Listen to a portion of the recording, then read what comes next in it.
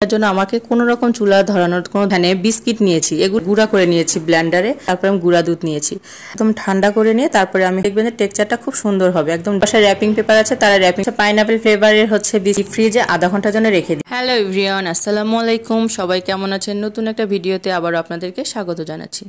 তো আজকে আমি একটি এমন রেসিপি তৈরি করব যেটার জন্য আমাকে কোনো রকম চুলা ধরানোর কোনো দরকার নেই, আর খেতে হবে অসাধারণ। আশা করছি সবাই ধৈর্য নিয়ে ভিডিওটি দেখবেন। বরাবরের মতো এই ভিডিওটা আপনাদের কাছে অনেক বেশি ভালো লাগবে। তো আমি প্রথমে এখানে বিস্কিট নিয়েছি, এগুলো কিন্তু আমি সব বিস্কিট দিয়েই তৈরি করব। তো আমি প্রথমে ফ্রাঙ্কফুটের যে বিস্কিট আছে সেটা নিয়েছি, অরেঞ্জ ফ্লেভার, সেটা আমি গুঁড়া করে নিয়েছি ব্লেন্ডারে।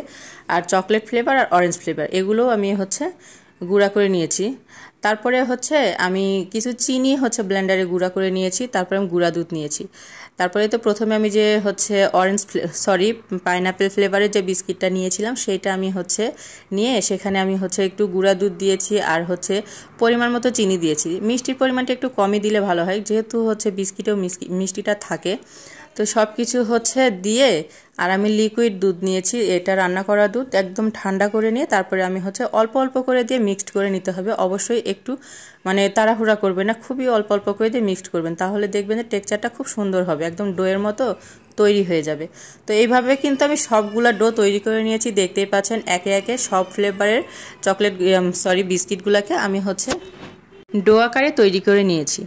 তো আমার এই সবগুলা তৈরি করা হয়ে গেলে আমি এবার সবগুলোকে একটা সাইডে সেট হওয়ার জন্য রেখে দিব, তাহলে দেখা যাবে সবগুলো সুন্দর সেট হয়ে গেছে। এবার আমি এখানে পলিথিন পেপার নিয়েছি, যেটা একদম সবার বাড়িতে অ্যাভেলেবল থাকে। যাদের বাসায় র্যাপিং পেপার আছে তারা র্যাপিং পেপার ইউজ করতে পারেন। তো আমি শর্টকাটে এগুলোই ব্যবহার করছি। একটু অয়েল ব্রাশ করে নিয়েছি। তারপরে আমি এই যে প্রথমে চকলেট ফ্লেভারের বিস্কিটটা দিয়ে একটু রুটি বেলার যে বেলুনি আছে সেটা দিয়ে আমি একটু বেলে নিলাম। আপনারা হাত দিয়েও করতে পারেন, তবে এটা দিয়ে করলে ইজি হয়ে যায়। আর এই কাজটা কিভাবে করছি একটু দেখে নেবেন। আমি যে অরেঞ্জ ফ্লেভারের একটা বিস্কিট নিয়েছিলাম সেটা আমি এর মধ্যে দিয়ে রোল করে নিচ্ছি। আর এভাবে করলে আপনার বিস্কিটের ভিতরটা দেখতে অনেক বেশি সুন্দর হয়। আর তৈরি করাটা কিন্তু একেবারেই সহজ, দেখেই বুঝতে পারছেন কতটা সহজে আমি কিন্তু তৈরি করে নিচ্ছি, কোনো রকম ঝামেলা হচ্ছে না।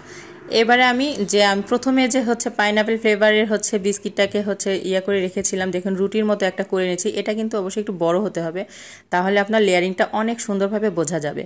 তো এভাবে আমি সম্পূর্ণটা একদম সুন্দর করে র্যাপ করে নিয়েছি।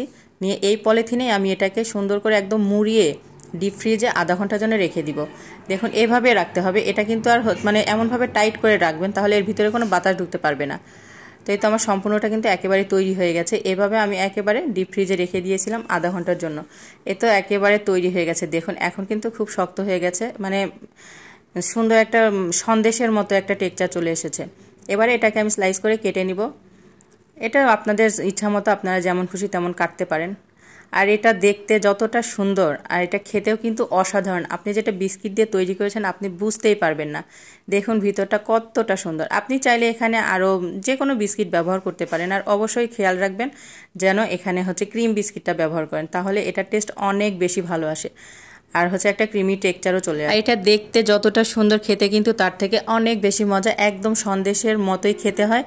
আর আজকের ভিডিওটা আপনাদের কাছে কেমন লাগলো সবাই একটু কমেন্ট করে জানাবেন। তো সবাই অনেক বেশি ভালো থাকবেন, আমার জন্য দোয়া করবেন, আমার পাশেই থাকবেন। আজকের মতো বিদায় নিচ্ছি। আল্লাহ হাফেজ, আসসালামু আলাইকুম।